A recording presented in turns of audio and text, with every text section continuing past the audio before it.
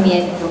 Bueno, tengo que deciros que hemos cambiado en el programa el orden de ponentes. Por circunstancias, en el lugar de Charo va a darla Joao.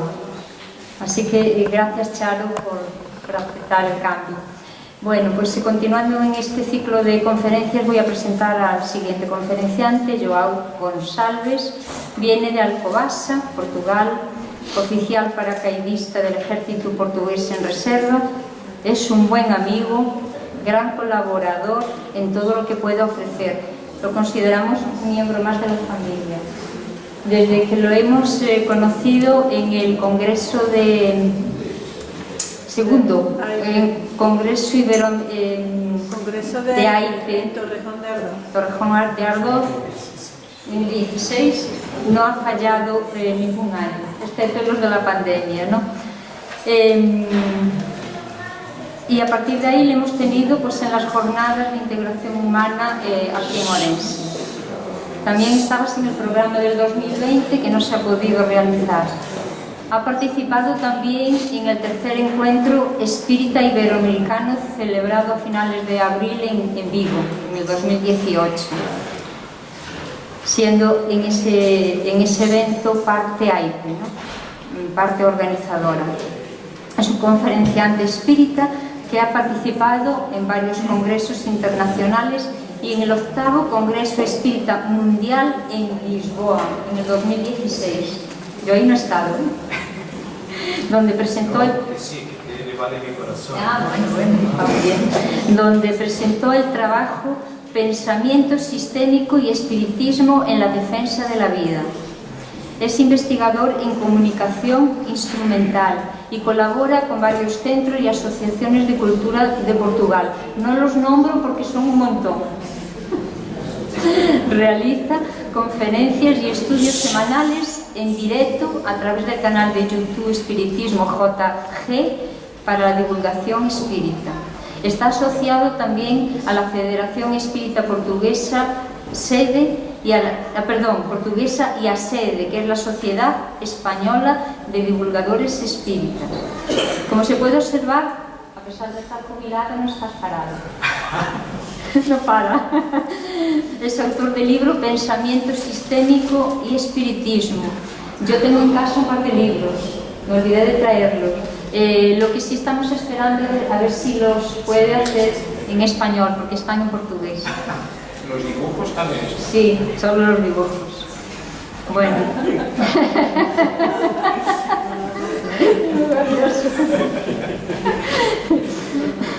Bueno. Mira, como expresa en el prefacio de tu libro, tiene como principal objetivo de investigación la naturaleza trascendente del hombre, o sea, el estudio del hombre integral con bases sistémicas y holísticas centradas en la inmortalidad del espíritu. Me parece interesante tomar esa idea. Y la ponencia que nos va a ofrecer es Inteligencia y Libre Albedrío. Muchas gracias, Joao.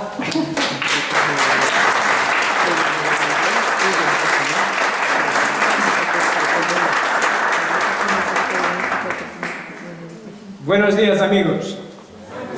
Bien. Vale, todos despiertos, y eso es que interesa. Muy bien.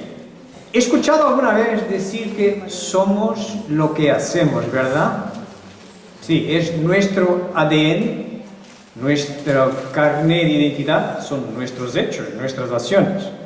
Muy bien, entonces, sistémicamente, remontando del efecto a las causas, detrás, que está antes de un hecho nuestro, una acción, está nuestra elección, ¿verdad? Como seres inteligentes tenemos, vale, bueno, ahí está, libre albedrío.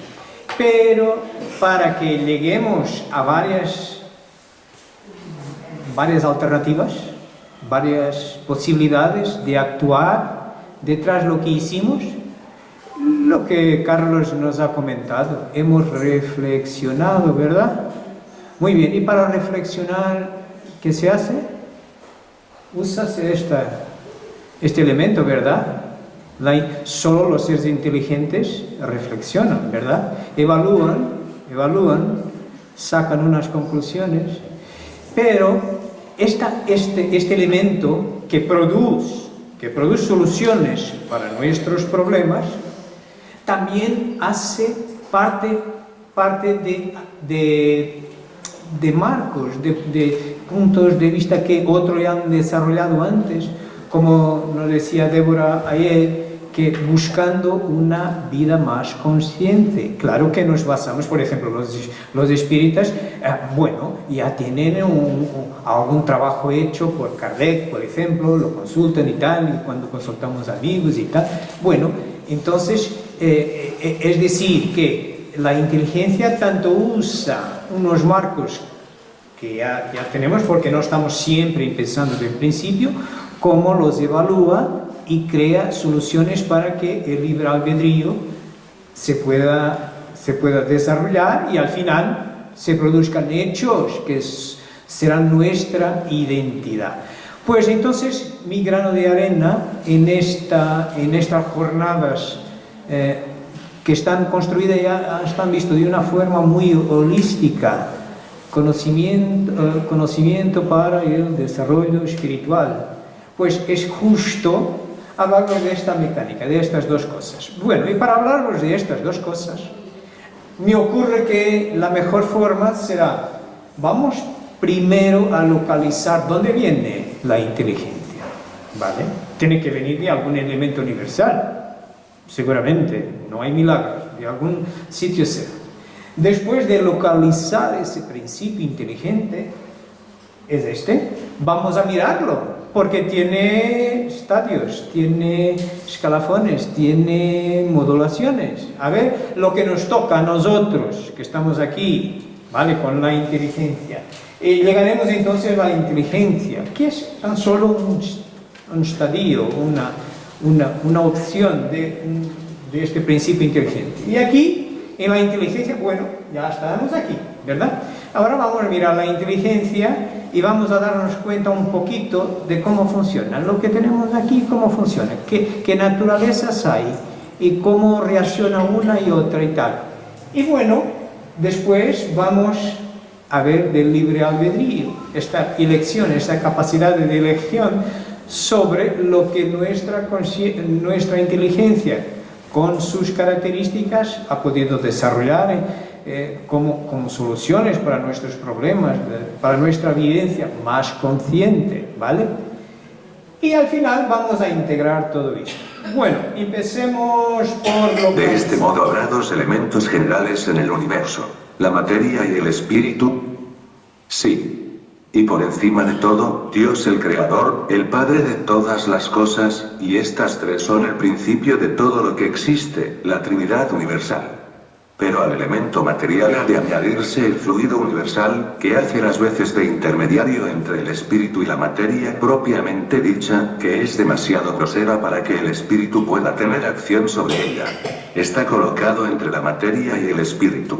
Es fluido, como la materia es materia, susceptible, por sus innumerables combinaciones con esta, y bajo la acción del espíritu, de producir la infinita variedad de cosas, de las cuales no conocéis más que un pequeño número. ¿Existe diferencia entre la materia de los cuerpos orgánicos y la de los inorgánicos? Siempre es la misma materia, pero en los cuerpos orgánicos está animalizada. ¿Cuál es la causa de la animalización de la materia? Su unión con el principio vital.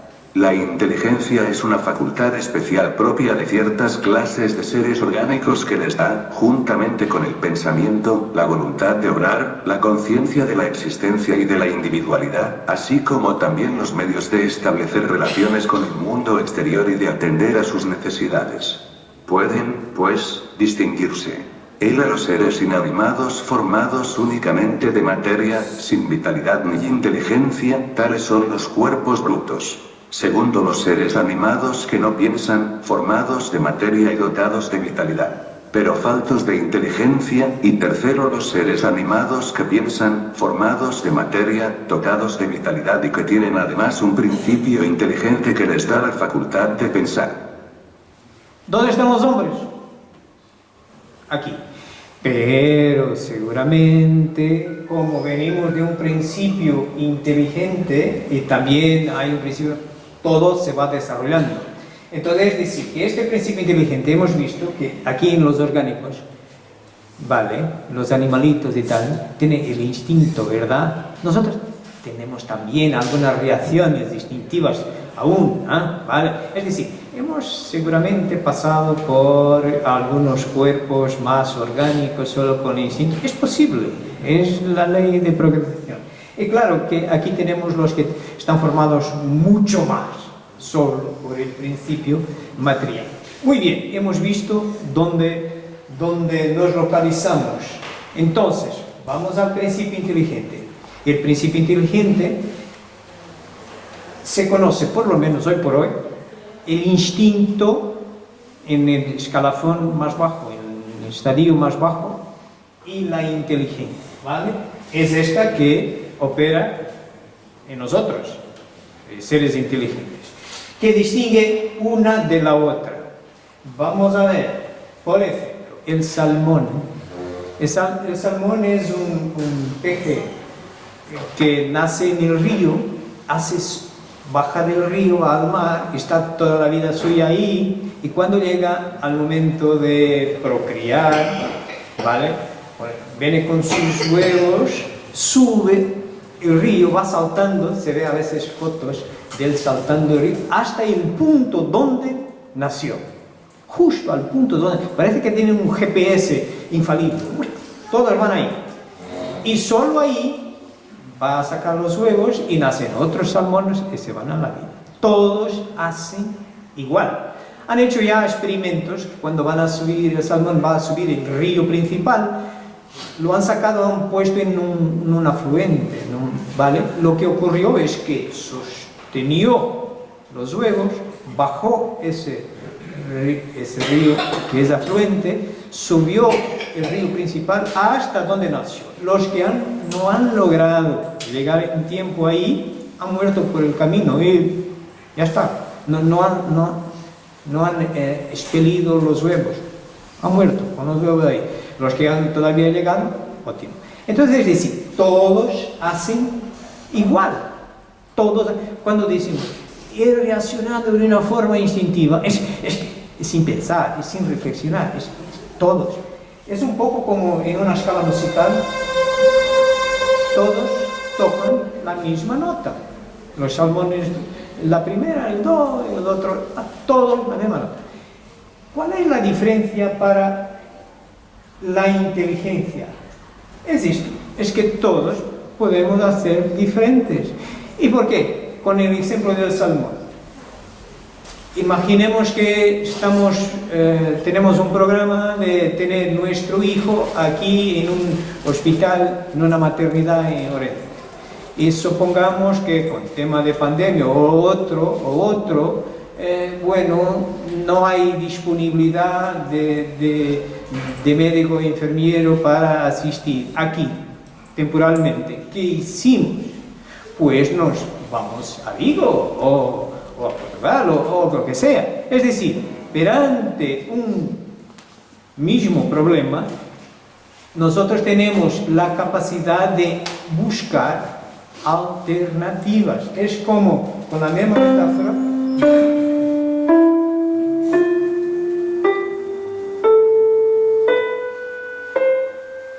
tocamos las notas todas, además hicimos conciertos, músicas y tal. Esto es la gran diferencia entre el instinto y la inteligencia. Y claro, ¿dónde ella existe en el hombre? En el hombre, que ya sabemos que es un ser espiritual unido a un principio material temporalmente, pero tiene que estar, seguramente tiene que estar en el principio inteligente, en el espíritu, ¿verdad? No puede estar en el cuerpo, sino cuando morimos se iba todo. No. Entonces, 14. La unión del alma, del periespíritu y del cuerpo material constituye el hombre. El alma y el periespíritu separados del cuerpo constituyen el ser llamado espíritu. El alma es de este modo un ser simple, el espíritu un ser doble y el hombre un ser triple.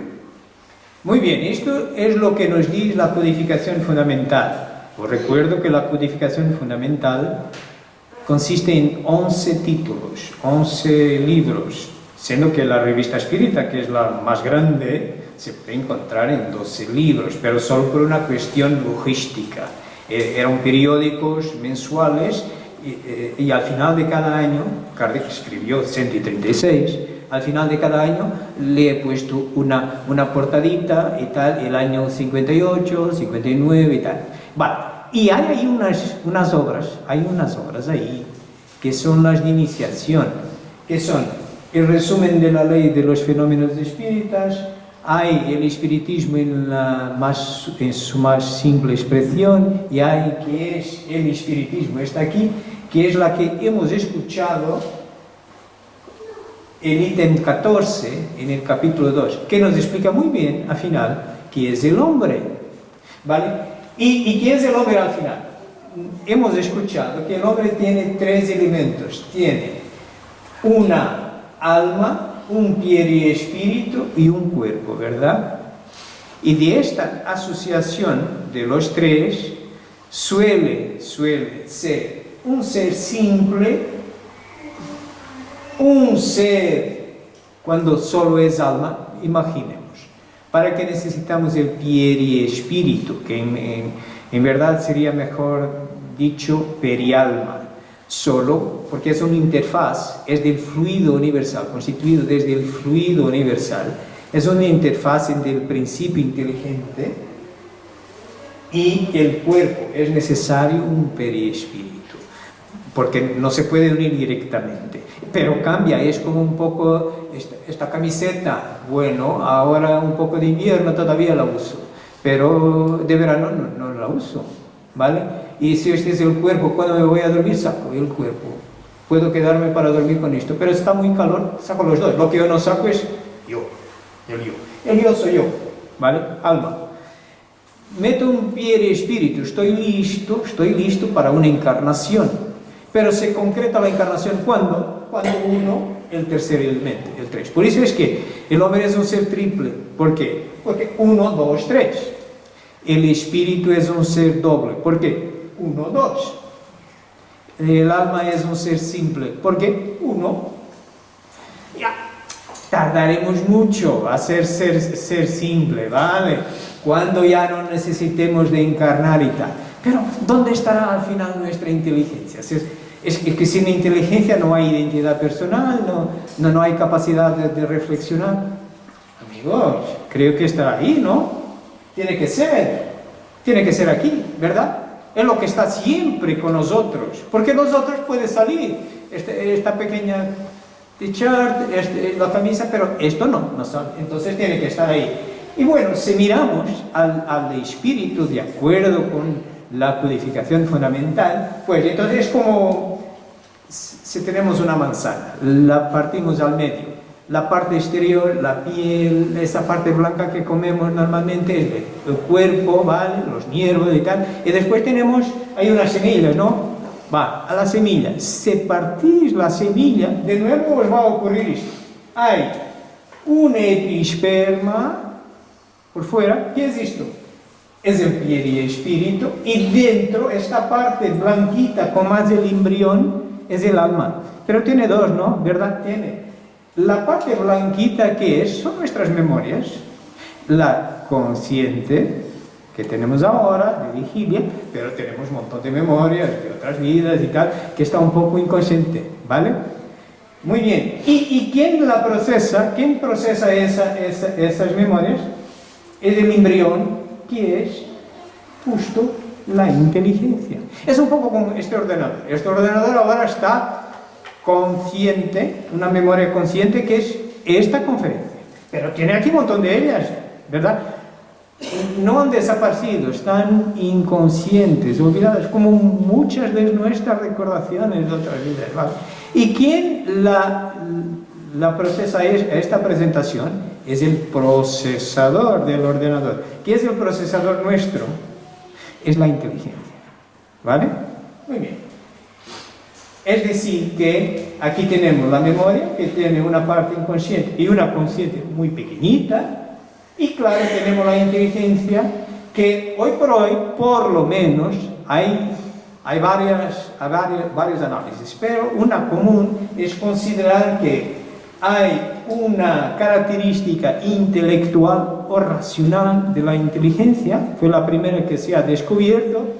Hay una característica emocional, ¿vale? Se dice, está el corazón. Cuando morimos, el corazón se fue a tierra. No, el corazón está aquí, ¿vale? Hay una característica emocional y hay una característica especial. Entonces, ahora que ya lo tenemos claro, dónde está la inteligencia en el hombre, pues vamos a ver sus características. Bueno, hemos dicho que una aproximación, un posible análisis es considerarla como intelectual, con una CI, un coeficiente intelectual, que tiene un escalafón de 156 niveles, ¿vale? Un coeficiente emocional, una CE, y un coeficiente espiritual, no va aquí un E para que no haya confusión con emocional, va un S de espíritu, ¿ok? Espiritual, una CS. Muy bien, la primera, ¿qué es esta?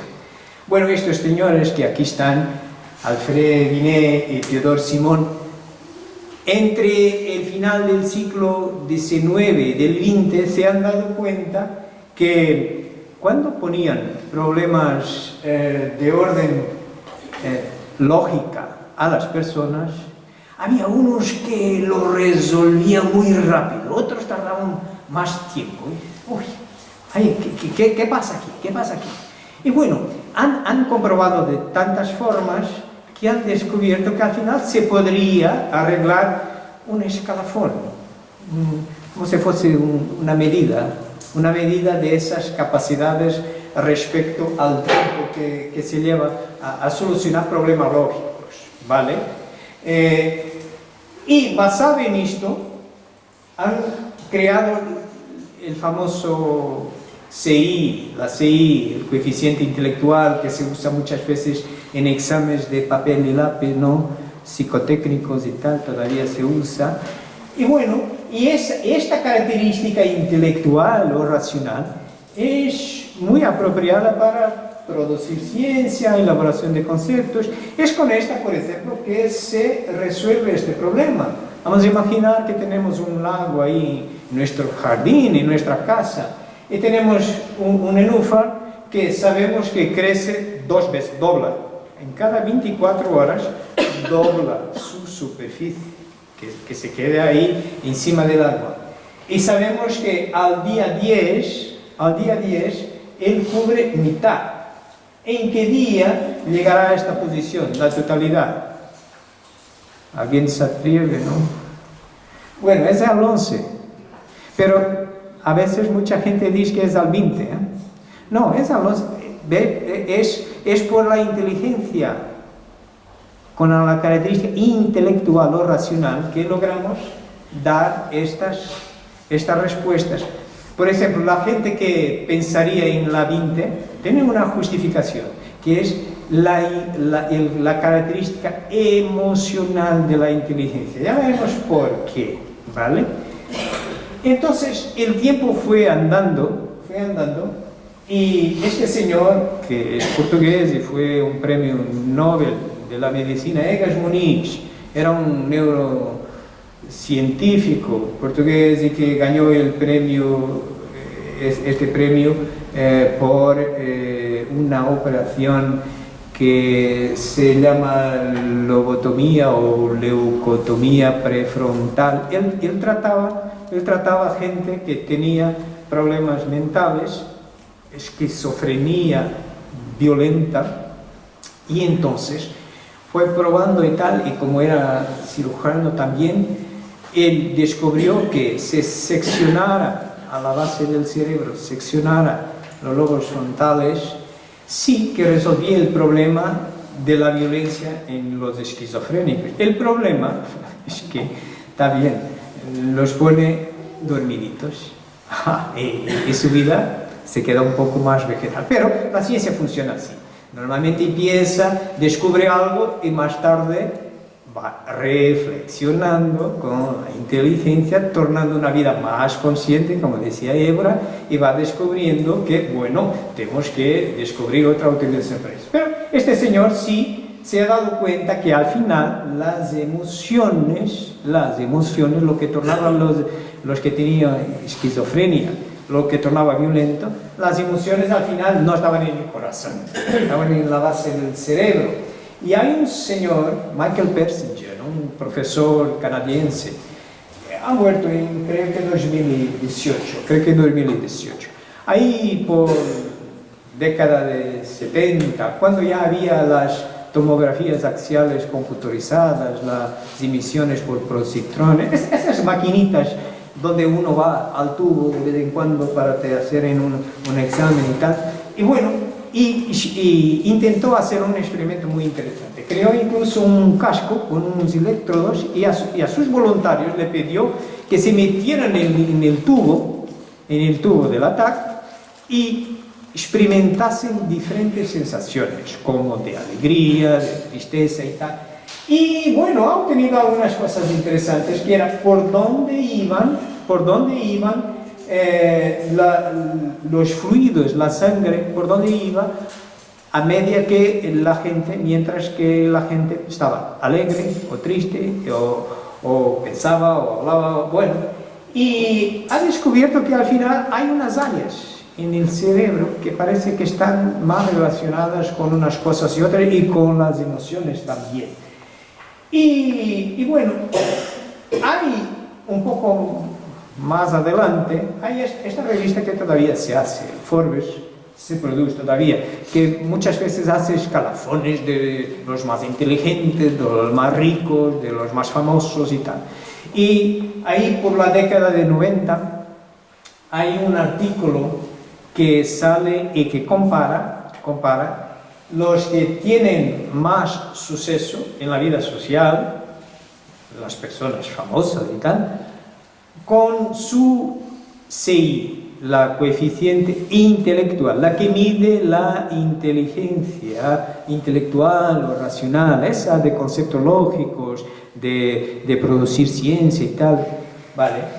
Y llegó a una conclusión muy interesante, es que en realidad las personas que tenían más o sea, eran más famosas en la sociedad, no eran los cientistas locos que tenían un gran CI, pero ya sabéis que muchas veces se cierran en sus laboratorios, en sus salas y tal, no hablan con nadie, pero son una inteligencia, oiga. Bueno, pero no eran esos, eran los que unían a algún coeficiente intelectual la capacidad de relacionarse con el otro. Y este señor Daniel Goleman, un neurocientífico también, mira todo esto y resuelve llamar a esta capacidad de inteligencia, le llama inteligencia emocional. Debo corregir, Roberto me enseñó hace unos años que en realidad este señor no ha descubierto la inteligencia emocional, ha redescubierto. Y él está cargado de razón, porque creo que señor Aristóteles ya lo había dicho en su tiempo. Pero en el siglo XX este señor escribió este libro que vos sugerencio, Daniel Goleman, Inteligencia Emocional. ¿Y qué es esa inteligencia emocional? Esa que muchas veces uno sabe que científicamente, racionalmente, bueno, no debe de seguir la solución A por XXXX. Pero cuando se meten las emociones, al final se olvida la solución A y se va por la B. Es sencillo de explicar con problemas familiares. Si tenéis un hijo o una hija que está a punto de tener un accidente o algo así, ¿quién no va por ella y se arriesga a matarse para salvarlo? ¿Vale? Pero sabíamos que, bueno, íbamos a morir, ¿no? Pero hay aquí una característica de nuestra inteligencia, que es la emocional, que al final muchas veces condiciona lo que se sabía ya racionalmente. Y esa inteligencia más o menos se describe así. La gran pregunta es, ¿cómo podemos poner inteligencia en nuestras emociones? Hay 5 esferas principales para la definición de la inteligencia emocional, que te invito a que domines. La primera es conocer las propias emociones. Es la conciencia de uno mismo, el reconocer un sentimiento mientras ocurre. Esa es la clave de la inteligencia emocional. La capacidad de controlar sentimientos es fundamental para la comprensión de uno mismo. La segunda es manejar nuestras emociones. Manejar sentimientos para que sean adecuados es una capacidad que se basa en conciencia de uno mismo. Las personas que tienen esta capacidad pueden recuperarse con mucha más rapidez de los trastornos de vida. La tercera es la automotivación. Ordenar las emociones al servicio de un objetivo es esencial para prestar atención, para el dominio, para la creatividad, el postergar la gratificación y contener la impulsividad. Sirve de base para toda clase de logro y para ser más productivo y eficaz. La cuarta es reconocer las emociones de los demás. La empatía es la capacidad que se basa en la autoconciencia emocional. Es una habilidad fundamental. La empatía te ayudará a saber qué es lo que otras personas quieren o necesitan. Esto te hará mejor en tu profesión de enseñanza, ventas y administración. La quinta y última es manejar las relaciones. El manejar las relaciones es en gran medida manejar las emociones de los demás. Esta habilidad rodea la popularidad, el liderazgo y la eficacia interpersonal. Nos dice que las emociones influyen en la salud. Una persona que carece de control sobre sus emociones negativas podría ser víctima de la falta de concentración, aprendizaje, toma de decisiones y capacidad de memoria. Las emociones negativas suponen para nuestra salud física un riesgo tan grande como el hábito de fumar, y el equilibrio emocional puede ayudar a proteger nuestra salud y bienestar. De hecho, existen enfermedades que se crean por la mente. Se llaman enfermedades psicosomáticas, psico de mente y somático de cuerpo. Que Aristóteles una vez dijo: cualquiera puede ponerse furioso, eso es fácil, pero estar furioso con la persona correcta, en la intensidad correcta, en el momento correcto, por el motivo correcto y de la forma correcta, eso no es fácil. Roberto, creo que tú serás una encarnación de Aristóteles, por eso me has corregido en su tiempo. Esta es la mejor definición de inteligencia emocional. Bueno, Aristóteles antes de Jesús, ¿verdad? Pero ahí está, ¿vale? Y cuidado, como contestaba Carlos a una pregunta, y él daba el ejemplo de uno que tiene una enfermedad grave y tal, pendiente de la forma como la vea y como la maneje, puede tener resultados distintos, porque hay un psicosomatismo aquí una dinámica psicosomática entre lo que pensamos y lo que se reproduce a nivel físico. Muy bien, es esta inteligencia emocional que nos lleva a dar nuestra vida por nuestro hijo, ¿vale? Y que sabemos que vamos a morir, ¿vale? Muy bien. Entonces, aquí está el corazón, ¿verdad? Que hablaba Débora también ayer. Muy bien, pero el tiempo fue andando y este experimento que Persinger había hecho, un señor que todavía es vivo, Elanur Ramachandra, un compañero suyo también, un profesor universitario de origen indiana, pero trabajando también en América del Norte, cogió estos resultados y ahora ya con la resonancia magnética, que tiene una resolución mejor, las pantallas también salen un poco a colores y tal, y se ve mejor por dónde van los fluidos y tal. Y él se planteó una cuestión. Bueno, ya sabemos por dónde va cuando uno está feliz, uno está triste, uno habla, uno va.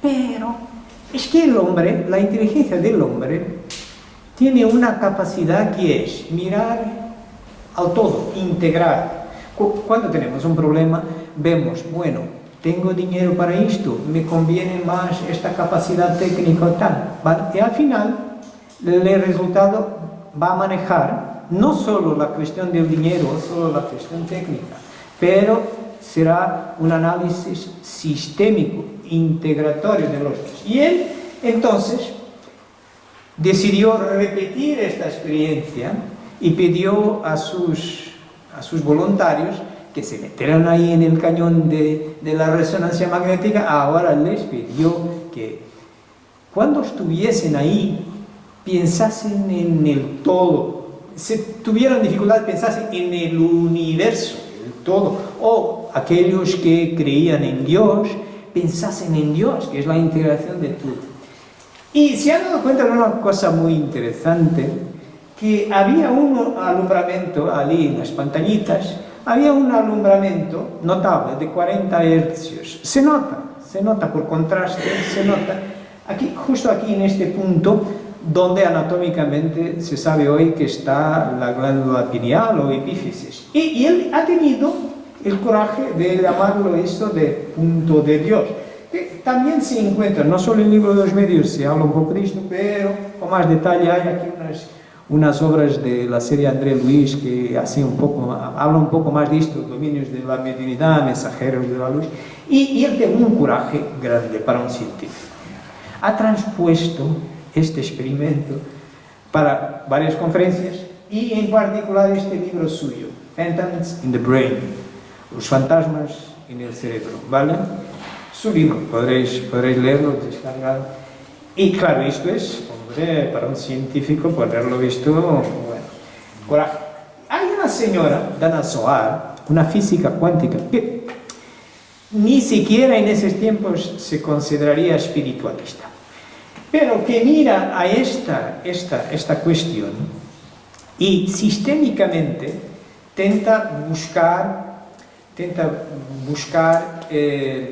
un soporte teórico para justificar lo que es esta puerta de acceso al todo, a Dios, a las percepciones mediúnicas y tal, que se juzga están en ese punto donde hay este alumbramiento, donde está la pineal o la epífisis y tal.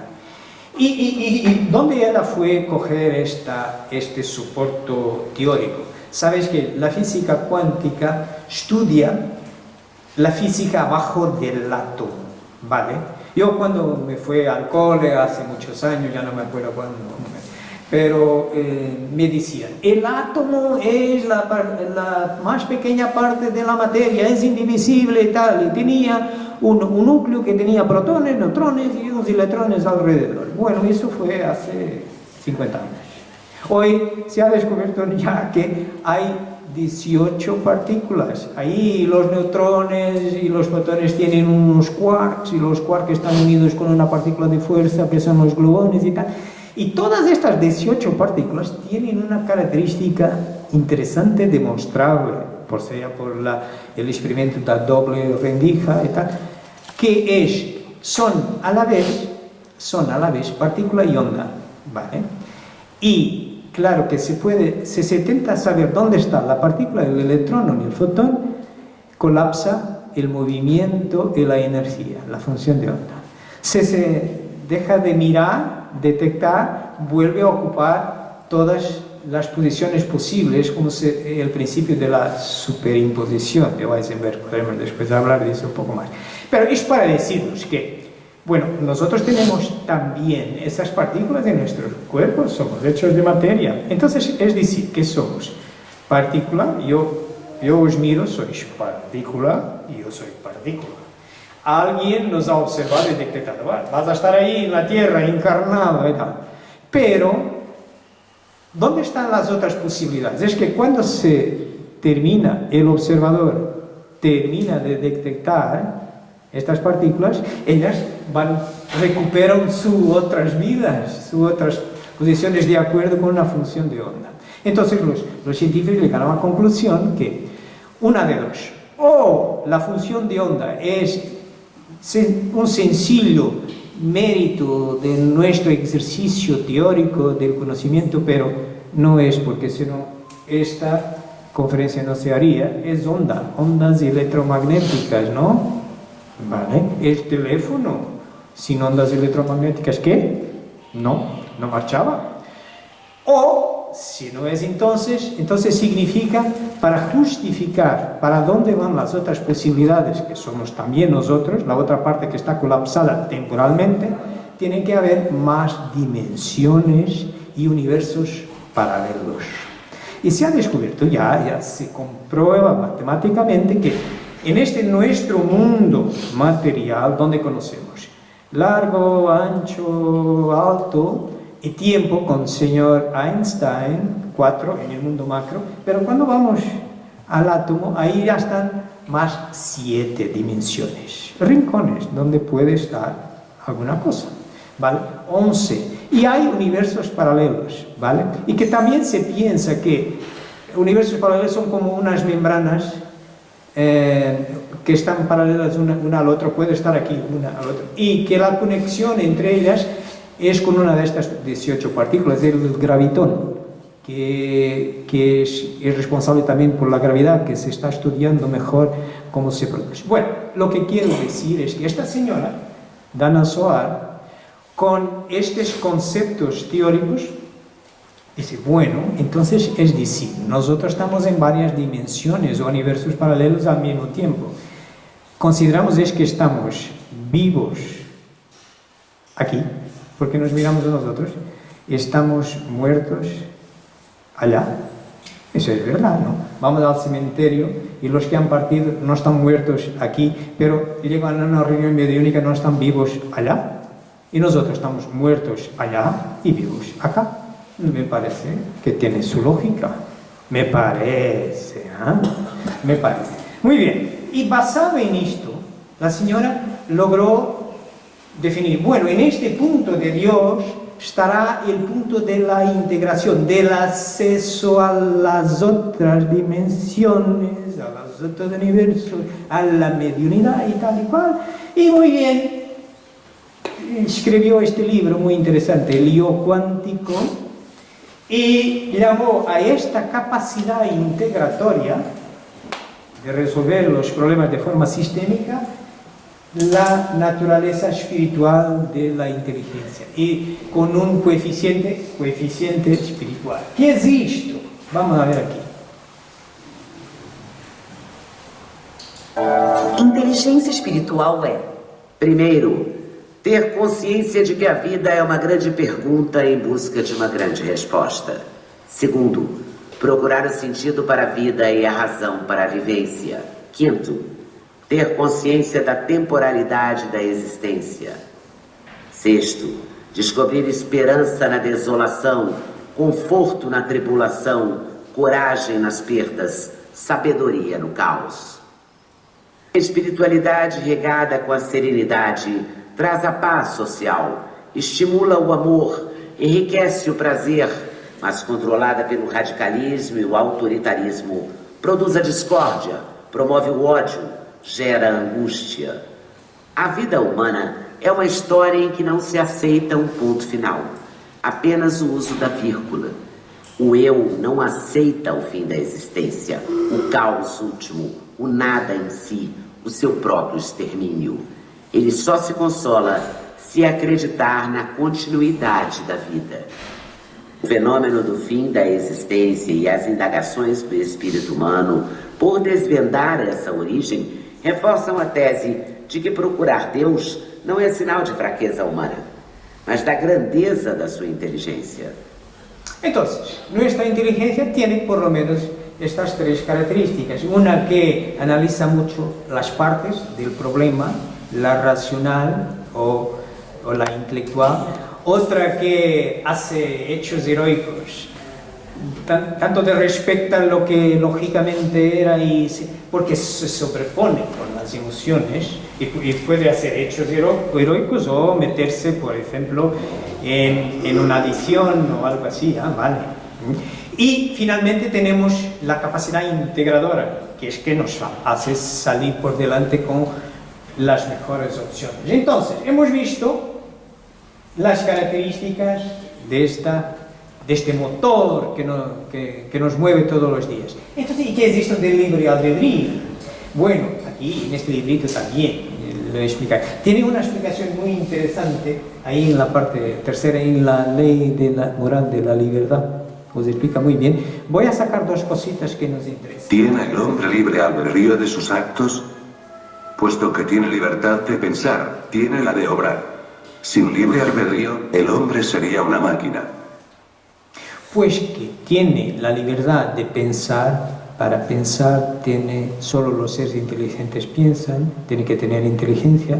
tiene la de elegir y obrar. ¿Ven? El libre albedrío solo ocurre con los seres inteligentes. Es decidir, no voy para la maternidad de Orense, voy a de Vigo. Vale, muy bien. La aberración de las facultades quita al hombre el libre albedrío. Aquel cuya inteligencia está turbada por una causa cualquiera, no es dueño de su pensamiento, y por lo tanto carece de libertad. Esta aberración es a menudo un castigo para el espíritu que, en otra existencia, puede haber sido vano y orgulloso, y hecho mal uso de sus facultades. Puede renacer en el cuerpo de un idiota, como el déspota en el de un esclavo y el mal rico en el de un pordiosero. Pero el espíritu sufre con esta violencia, de la cual tiene perfecto conocimiento. Tal es la acción de la materia. Bueno, a veces se puede preguntar, pero el tetrapléjico, el que nace así y tal, quiere obrar y no puede, está pendiente. No es decir que el espíritu sí sigue teniendo el libre albedrío, nadie lo quita. El cuerpo es que le condiciona. Bueno, eso tiene otras explicaciones, con una filosofía y una ciencia espiritista que es holística, no mira solo a esta existencia material, pero considera el ser espiritual y considera la su preexistencia y su inmortalidad delante. Bueno, quizás la ley de causa y efecto se cumple de alguna forma. Y si uno viene condicionado, por algún motivo será, porque también cuando vamos por la carretera no podemos ir a 200, ¿no? Le ponen unas marquitas, 120, 80, 100 y tal. ¿Por qué? Porque han llegado a la conclusión que no se puede, hay peligro para y tal.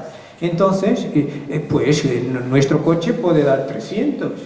El libre albedrío máximo sería 300, pero nosotros nos sujetamos a los 120, a los 100, a los 80. ¿Vale? También cuando uno viene sin poder ejercer su libre albedrío, por algún motivo será. ¿Vale? Por algún motivo será. Bueno, hemos visto, entonces el libre albedrío es la posibilidad de elegir. El espíritu siempre la tiene. Otra cosa es que tenga unas señales para ti en este momento, no te pases de los 80, ¿eh? Porque te has pasado en alguna cosa antes. Vale, me parece correcto. Para un ser que es un padre para todos nosotros y que quiere nuestro bien, me parece bien. Yo no daría a mi hijo un coche de Fórmula 1. Él sacó el carnet de conducir hace unos años. No le daría. ¿Vale? Muy bien. Entonces, ya vemos que tenemos la capacidad de elección. Y es con esta capacidad de elección, después de reflexionarnos, como nos ha comentado Carlos y tal, llegamos a solución A, solución B, ¿vale? Y entonces vamos a decidir cómo. Bueno, ahora vamos a integrar todo esto. Vamos primero a entender cómo se hace el progreso, buscando también leyes morales como la del progreso. Y después vamos a ver cómo es afectada esta dinámica de progreso con el uso del libre albedrío y al final qué vamos a hacer. ¿El progreso moral sigue siempre al intelectual? Es su consecuencia, pero no siempre le sigue inmediatamente. ¿Cómo puede conducir el progreso intelectual al moral? Haciendo resaltar la diferencia entre el bien y el mal. El hombre puede entonces elegir. El desarrollo del libre albedrío sigue al de la inteligencia y aumenta la responsabilidad de los actos. ¿A qué se debe entonces que los pueblos más ilustrados sean a menudo los más pervertidos? El progreso completo es el objeto, pero los pueblos, como los individuos, no llegan a él más que paso a paso. Mientras no esté desarrollado en ellos el sentido moral, hasta pueden servirse de su inteligencia para hacer mal. La M9 real y la inteligencia son dos fuerzas que solo a la larga se equilibran. ¿Os parece? Eso es lo que los espíritus han dicho a Kardec y me parece. Es decir, para llegar aquí, primero uno tiene que usar la inteligencia. Porque mirar la diferencia entre el bien y el mal es un hecho inteligente. Es un hecho inteligente, ¿vale? Porque se mide lo que es bueno, lo que es malo y tal. Crear soluciones para un problema, alternativas para un problema, es un hecho inteligente, ¿verdad? Muy bien, entonces, es decir, cuando creamos soluciones para un problema, solo estamos usando la capacidad intelectual, el progreso intelectual. Porque ¿cuántos de nosotros saben lo que es bien y lo que es mal? Y en la vida, en su vida, pues, yo sé que debía ser así, pero perdono el mal que me hace por el bien que me sale. Pues no hizo el progreso moral. El progreso moral, y como el espiritismo nos enseña también, el espírita no es lo que sabe hablar de esto todo y tal, no, es lo que tiene el coraje de, tras el progreso intelectual, que es descubrir, crear soluciones y descubrir lo que es bien y que es mal. Ahora que tenga el coraje de, sabiendo lo que es bien, no más volver a hacer lo que es mal. Ahí hizo el progreso moral, por eso tarda. ¿Vale? Muy bien. Entonces, y con el libre albedrío, ¿cómo la cosa se cambia? Pues, entonces, vamos a ver. Tenemos aquí nuestra dinámica. Ahora vamos a ver cómo los coeficientes de la inteligencia van a alterar un poquito esto. ¿Por qué? Porque nosotros somos seres inmortales, no es la primera vez que hemos venido. Vamos a la escuela, aprendemos cosas que nos transmiten nuestros padres, nuestros maestros y tal. Entonces, es decir, que cuando llegamos a una encarnación, ya tenemos los padres, los maestros y tal, que nos enseñan unas pautas que alguien escribió y tal, como por ejemplo en el espiritismo, tenemos ya la codificación espírita, uno sin meterse en situaciones de suicidio, de aborto, de eutanasia, ya tiene ahí muchas cosas que le hace el mínimo pensar, no es necesario que se plantee. Vale, nuestros padres también dicen, hace así, no haga, vale. Muy bien, entonces empezamos un poco aquí, ya con alguna cosa hecha, ¿vale? Muy bien, que resulta de la CS, del coeficiente espiritual. Y ahora, claro, bueno, mi padre me ha dicho, hace así, mi maestro me ha dicho, hace así, y tal, pero yo, hombre, está bien, no, ellos son del otro tiempo y tal, no, me voy a probar por mí propio, vale, muy bien, aquí el coeficiente intelectual va racionando, va intentando evaluar el bien y el mal, y ahora, aquí va a entrar este señor, la coeficiente emocional, el corazón, ¿no?, que puede llevar para un lado, pero ya sabemos que el bien y el mal ya estaba aclarado. Entonces lo que ocurre es con estos dos, que nosotros vamos a llevar a la práctica lo que hemos integrado y con el coraje que tenemos. Y claro, por eso mismo damos la vuelta y llegamos otra vez aquí, donde de nuevo empezamos con el coeficiente intelectual, produciendo ciencia, produciendo conocimiento, que es el lema general de nuestras jornadas, conocimiento para el autoconocimiento, conócete a ti mismo y progresarás más rápido. Muy bien, entonces, ¿cómo hacerlo integrando todo esto?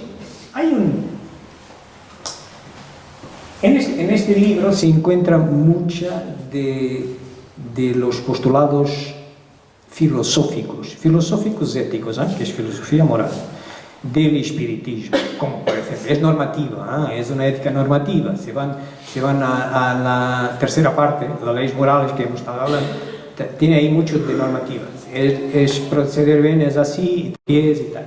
Muy bien, entonces, es como que sea unas pautas con que entramos en una encarnación, asistidos también por nuestros educadores y tal, y ya tenemos alguna cosa que es lo que está probado que es el bien, ¿vale? No, vamos a coger eso también. Y claro que vamos intentando ahora controlando las emociones y siguiendo aprendiendo, desarrollando también, nos toca también desarrollar cualquier ciencia, como el espiritismo también, porque ninguna trabaja con la verdad absoluta, que no existe para nosotros, solo versiones de esa que es la verdad, lo que llaman la verdad. Entonces, integrando todo esto de una forma que me suena interesante, en este librito de Joana D'Angelo, es un espíritu que se expresa normalmente por el medium brasileño, Divaldo Franco, dice una cosa muy interesante, en el Vida Feliz, en 95, dice, escucha con el sentimiento, la CE, y actúa con la razón. dosificando bien la participación de cada uno. Pues amigos, eso me parece que sea lo que hay que hacer entre la inteligencia y el libre albedrío para que seamos mejores. Para esta conferencia he consultado todas estas obras. Si queréis consultarlas, muchas de ellas están disponibles, quer en formato físico, quer en PDF, en internet. Y bueno, hay aquí unos links que de esos vídeos que os he enseñado, si queréis verlos en la totalidad, solo cogí alguna parte, son todos libres de derechos, no tendréis problema ninguno. Y bueno, también como Rosita ha dicho, normalmente las conferencias que voy haciendo las colgo aquí en este canal, YouTube, Espiritismo JG, y podréis siempre seguirlas, pero también aquí ACE tiene un canal de YouTube, AIP también, donde vamos colaborando todos.